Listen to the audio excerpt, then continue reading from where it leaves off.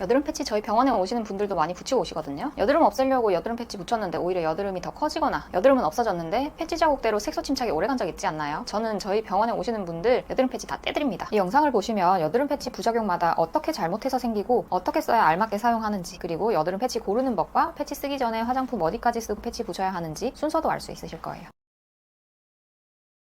여드름 패치 부작용은 크게 두 가지로 나뉠 수 있어요. 여드름이 더 커지거나 패치 자국대로 색소 침착이 생기는 거예요. 먼저 여드름이 더 커지는 건 여드름이 아직 덜 익었거나 압출이 덜 됐거나 염증이 심한데 여드름 짜고 난 후에 사용하는 패치를 사용해서예요. 여드름 패치는 여드름 짜기 전에 사용하는 패치, 여드름 짜고 난 후에 사용하는 패치가 있어요. 올리브영에서 파는 패치 중에서도 전후로 나눠진 패치가 있을 거예요. 내가 여드름이 아직 있는데 여드름 짜고 난 후에 패치를 쓰면 여드름이 더 커져요. 여기서 중요한 건 여드름이 올라오기 전이랑 후가 아니라 여드름 짜기 전이랑 후로 나뉜다는 거예요. 내가 평소에 잘 사용하는 패치가 있으면 가져와서 한번 보세요. 검색을 해봐도 좋아요. 같이 봅시다. 상처 치유용 또는 압출 후 이런 게 적혀져 있나요? 아니면 제품 포장이나 설명서의 주요 성분에 하이드로콜로이드나 하이드로겔 같은 성분이 있는지 확인해 볼게요. 여드름을 짜고 난 후에 사용하는 패치는 피부 재생 속도를 올려주고 여드름 흉터나 자국이 안 생기도록 예방해 주는 거예요. 하이드로콜로이드나 하이드로겔 같은 성분이 들어있어서 스펀지처럼 여드름 분비물을 흡수해주고 상처 부위 습도를 적절하게 유지해줘요. 여드름이 터지거나 압출된 후에 사용하면 외부로부터 자외선이나 세균이 침투하지 못하도록 막아줘서 그 부분을 깨끗하게 유지하고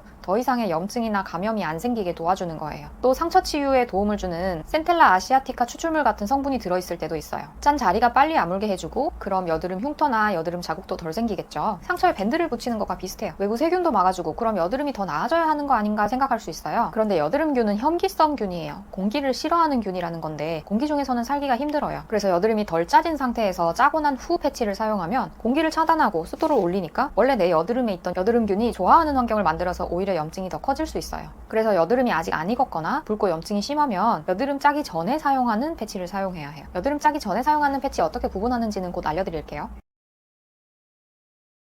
패치 자국대로 색소 침착이 생기는 건 여드름을 짠 후에 여드름 짜기 전에 사용하는 패치를 붙여서예요. 그러니까 전후를 서로 바꿔서 사용하면 서로 다른 부작용이 생기는 거죠. 여드름 짜기 전에 사용하는 패치는 내 여드름 패치 겉면에 여드름 예방용 또는 여드름 초기 이런 게 적혀 있는지 확인해 보세요. 아니면 제품 포장이나 설명서의 주요 성분에 살리실산, 살리실릭 애시드나 티트리 오일 같은 성분이 있는지 확인해 볼게요. 이런 여드름을 짜기 전에 사용하는 패치는 여드름이 자라는 걸 눌러주거나 염증이 되는 걸 가라앉히는 거예요. 살리실산이나 티트리 오일 같은 항균 성분이 들어있어서 여드름균을 퇴치하는 데 도움을 줘요. 살리실산은 피지를 녹여주는 역할, 티트리 오일은 세포막을 손상시켜서 항균 작용을 하고 여드름균 증식을 방지해요. 덕분에 여드름이 자연스럽게 가라앉거나 나중에 짜기 쉬워지죠. 그럼 여드름 짜고 나서 사용해도 항균되고 좋은 거 아닌가? 생각할 수 있어요. 그런데 살리실산도 일종의 산성 물질이에요. 그래서 피부에 상처가 났거나 벌어져 있을 때 압출하고 나서는 살리실산이 함유된 패치를 사용하면 상처 부위와 주변 정상세포를 함께 녹여서 색소 침착이나 추가적인 염증을 유발할 수 있어요. 그래서 여드름이 터졌거나 오픈이 된 후에는 여드름 짜고 난 후에 사용하는 패치를 사용해야 돼요. 그런데 여드름 짜기 전후 잘 구분해서 썼는데 패치 자국 남았다는 분들이 계세요. 지금까지 언제 어떤 여드름 패치를 써야 하는지 알았으니까 알맞게 썼을 때는 얼마나 어떻게 사용하는지 알려드릴게요.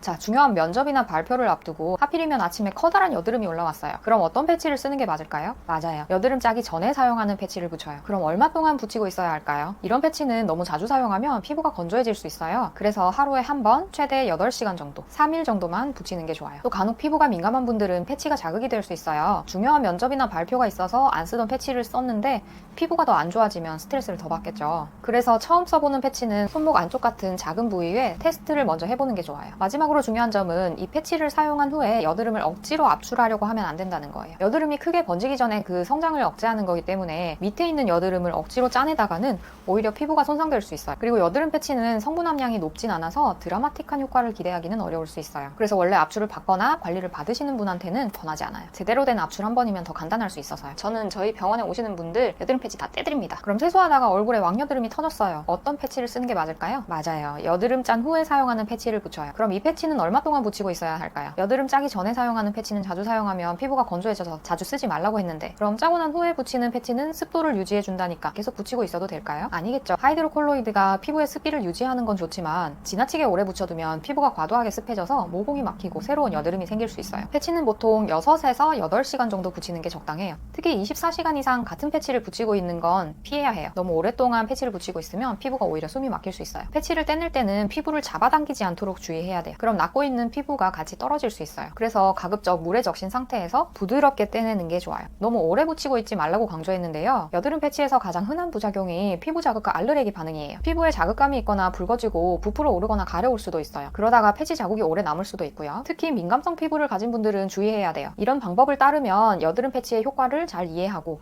부작용을 최소화할 수 있어요. 그래도 여드름 패치는 의약 외품이기 때문에 특히 사춘기 여드름 같은 호르몬 관련 여드름에는 효과가 제한적일 수 있어요. 그래도 가끔 사용하는 건 괜찮아요.